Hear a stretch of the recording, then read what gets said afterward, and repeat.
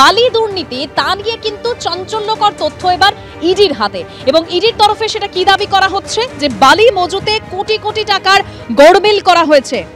পশ্চিম মেদিনীপুর থেকে ঝাড়গ্রাম বালি মজুতে কোটি কোটি টাকার গড়মিল, ইডির সূত্রে আর কি দাবি জানবো আমাদের প্রতিনিধি আবির দত্তর কাছ থেকে। আবির, দেখো, যেটা তদন্তকারী আধিকারিকরা মনে করছেন যে স্টক রাখতে হয় বা অনুমোদন পাওয়ার পরে যে স্টক রাখার কথা, সেই স্টক যখন তারা পরীক্ষা করার জন্য বিভিন্ন জায়গাতে তল্লাশির সময় পরীক্ষা করতে যান এবং তার সঙ্গে সঙ্গে সমান্তরালভাবে তারা যখন জিজ্ঞাসাবাদের প্রক্রিয়া চালিয়েছিলেন এই অরুণ সরফকে এবং তার কোম্পানির ডিরেক্টর থেকে আরম্ভ করে অ্যাকাউন্টেন্টদের, সেখান থেকে যে তথ্য পাওয়া গিয়েছে তা দেখে তারা নিশ্চিত যে স্টক থাকার কথা সেই স্টক নেই।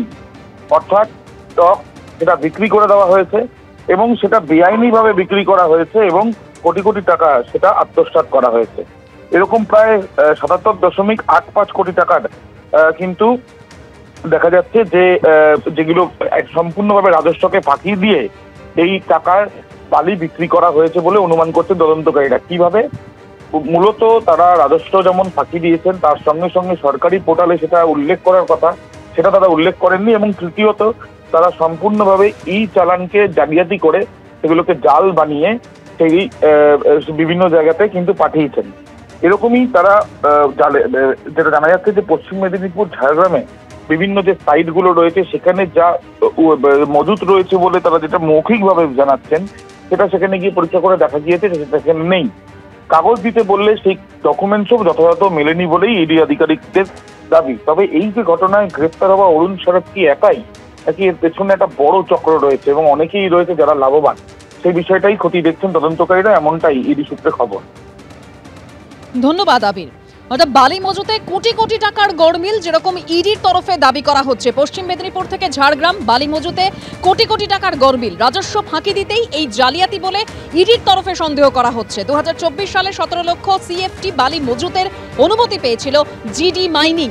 বালির স্টক পরীক্ষা করে দেখা গেছে তাতে 60 থেকে 70% ঘাটতি রয়েছে, যার বিরুদ্ধে অভিযুক্তের আইনজীবী কি বলছেন শোনাবো।